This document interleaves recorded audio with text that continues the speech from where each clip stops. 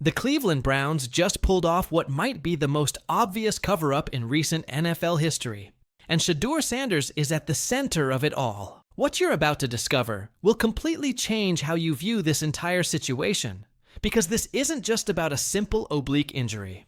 After delivering what many considered the most impressive quarterback performance of the entire preseason, Sanders found himself in an impossible position. His precision, decision-making, and leadership on the field left fans and analysts speechless. The kid didn't just play well, he absolutely dominated every aspect of the game, making throws that seasoned veterans would struggle with and reading defenses like he'd been studying them for years. But here's where the story takes a dark turn that nobody saw coming. Despite this phenomenal showcase of talent, head coach Kevin Stefanski made a decision that shocked the entire football world. When the depth chart was released, Sanders wasn't just overlooked for the starting position, he was buried at the fourth string. Think about that for a moment. A quarterback who had just delivered a masterclass performance was ranked behind players who weren't even healthy enough to take the field. The football community erupted in disbelief. How could a coach witness such incredible talent and then proceed to bury it on the depth chart? Even more suspicious was Stefanski's public statements about developing everyone on the roster, while simultaneously making it crystal clear that Sanders wouldn't be getting meaningful opportunities. The contradiction was so glaring that it became impossible to ignore. But the real explosion came when industry heavyweight Dan Orlovsky decided he couldn't stay silent any longer. Orlovsky, known for his no-nonsense analysis, absolutely destroyed Stefanski's decision-making in a scathing critique that went viral across social media. He didn't just question the coaching staff. He demanded concrete evidence for why Sanders was being treated this way. According to Orlovsky, if Stefanski truly believed Sanders couldn't handle first-team reps, then he needed to provide solid proof that the quarterback was lacking in some fundamental area. The problem was that evidence didn't exist. Sanders had already proven everything he needed to prove on the field. His performance had been flawless, his leadership undeniable, and his potential impossible to overlook. Orlovsky's criticism struck a nerve because it highlighted the complete disconnect between Sanders' abilities and his treatment by the coaching staff. And that's exactly when things got really suspicious. Just as the pressure was reaching a boiling point, with fans demanding answers and media personalities calling out the coaching staff, a convenient solution appeared. Sanders was suddenly dealing with an oblique injury that would keep him out of the upcoming preseason game. The timing was so perfect that it felt almost scripted. Sources close to the situation were quick to downplay the severity,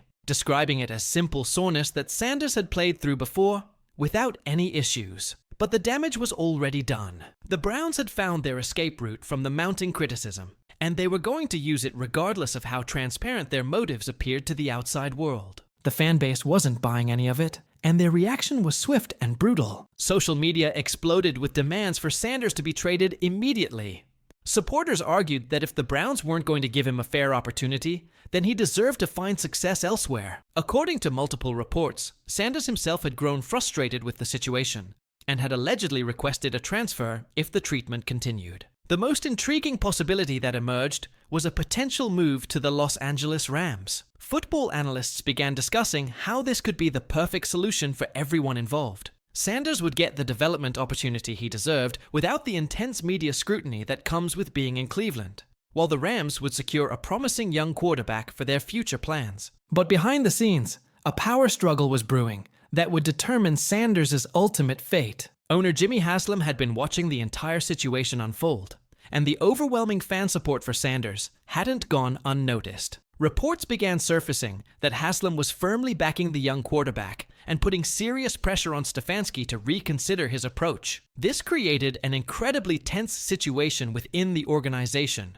with the head coach now finding himself in direct conflict with ownership. The implications of this internal battle extend far beyond just one player's future. Stefanski's handling of the Sanders situation has raised serious questions about his ability to evaluate and develop young talent. If he's willing to sideline a player who has clearly demonstrated elite potential, what does that say about his long-term vision for the franchise? For Sanders, this controversy might actually be the best thing that could have happened to his career. Whether he stays in Cleveland and eventually gets his opportunity, or finds himself traded to a team that truly appreciates his abilities, The entire football world now knows what he's capable of achieving. The Browns' attempt to suppress his development has only amplified the spotlight on his talent. The most fascinating aspect of this entire saga is how it perfectly illustrates the politics and power dynamics that exist within NFL organizations. Sanders became caught in a web of ego, strategy, and organizational dysfunction